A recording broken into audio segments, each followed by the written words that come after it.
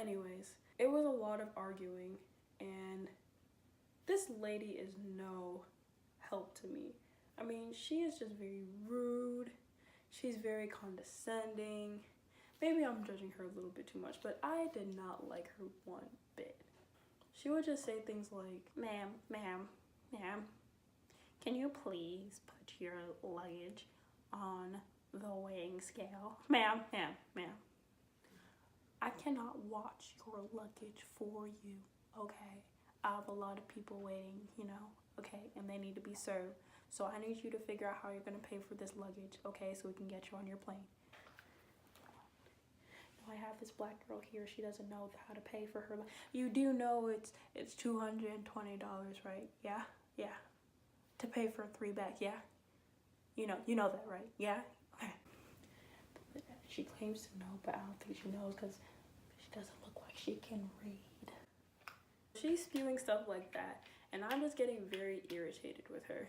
But it's fair, because in the long run, my mom was able to wire me the money. And I told the lady, I looked at her and I said, hey, I'm gonna go to the ATM because this is an account I made when I was about 16. And like, I was still a minor, so it was an ATM card, not a real card. It's a long story. But anyways,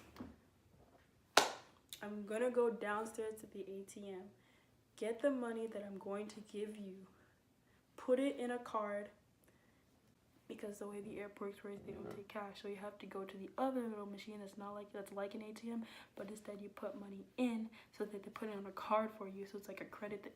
It's a long story. But anyways, I told the lady, I'm gonna go downstairs, get the money from the ATM, come back upstairs, go to the machine that puts the money on the card, and give the card to her to pay for my luggage. I told her what I was going to do. This lady had the nerve. She said,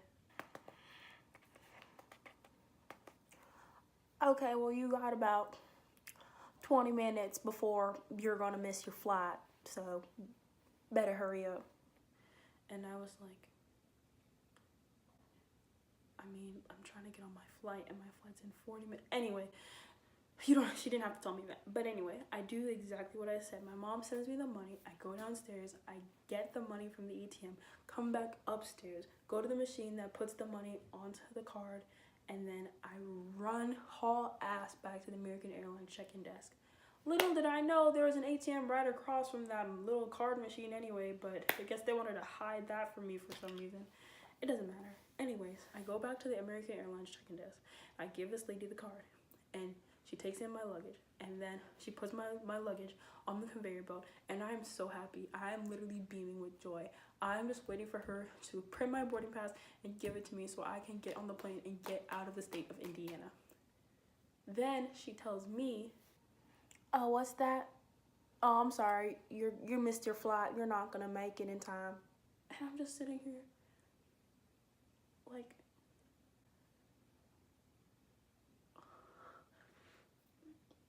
what did I do wrong?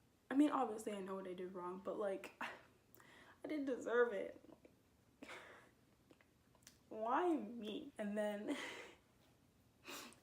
basically, I wanted to cry. I wanted to admit defeat. I just wanted to go back to campus and take a long nap and just prepare for death to come when my dad found out I wasn't coming home that day. But luckily, that lady was actually really helpful in the end, because she was able to put me on a direct flight to home. Because the way that my dad bought the ticket, I was about to be on a flight that goes to Charlotte and a connecting flight that goes to DC. But she was able to put me on the flight that went straight from Indianapolis to DC. And I was very thankful. So she gave me a boarding pass for a different flight, and I run, like, beat feet to security because I wasn't sure. There was a print that said boarding time at 7:20, and I believe that time was 6:50, I think. But I just really wanted to be there on time for something, anything, be on time for anything. So I get into that security line, right? And I am just thankful. I'm praying to God for him to just have mercy on me and to just let me through. with haste so that I can just get home. And right before I go to the kiosk to show them my boarding pass and my ID, one of the officers has the gall, the audacity, the absolute nerve to take one of the little belts that, how am I gonna get confused in the middle of the story? He takes one of the dividers things and he puts it in front of the kiosk. And I wanted to cry. I was literally right in front of the kiosk. It was about to be my turn. And he has the nerve to set up the divider so that that kiosk is no longer available. He looked me dead in my eyes and he did that. I wanted to cry.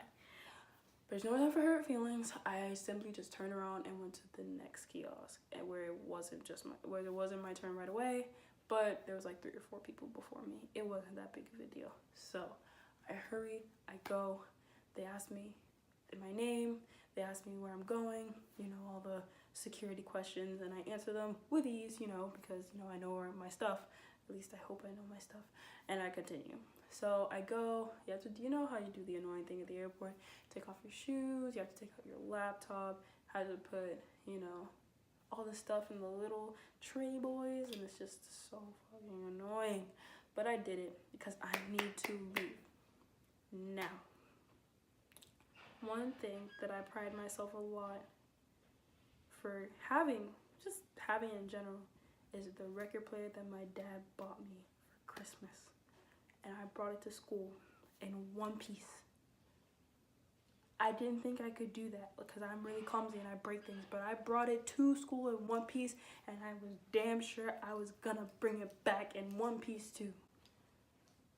But that was not about to be the case. So what had happened was, I was going through the line. I'm thinking there's no possible way that they can scan my stuff and they're gonna stop me, because there's nothing in my bag that has liquid, nothing in my bag that has a bomb in it. Like, there is no possible reason for them to stop me at all, period. But lo and behold, they find some way. And the way is my record player. I wanted to cry tears violently. So what had happened was, not only they were putting my backpack and my duffel bag through the conveyor belt, because that was my carry-on and my personal item, but not only did they take my backpack off the conveyor belt, they took my duffel bag too. So 2 of the only items that I was going to bring on the plane were now off the conveyor belt to be surveyed by a TSA officer. And I was just thinking, fuck. Fuck. I simply wanted to just leave, and they were keeping me from my gate that was about to start boarding in 10 minutes.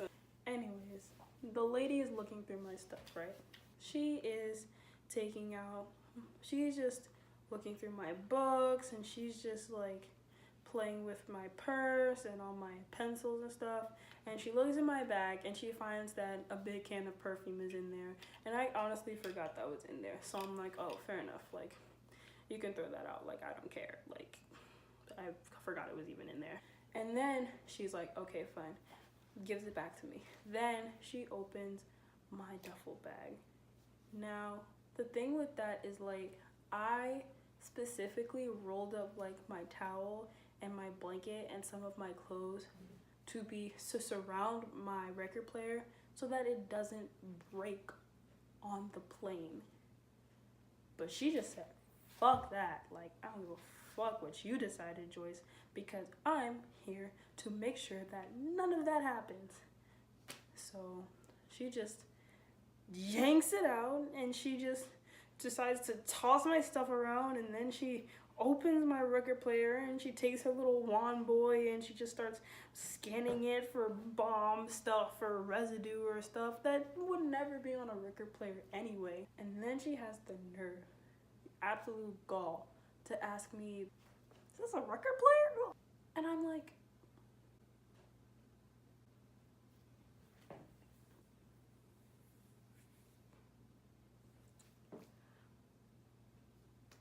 yes. Like, why? And she just continues to finger and fondle my stuff until she decides it's fair to let me go.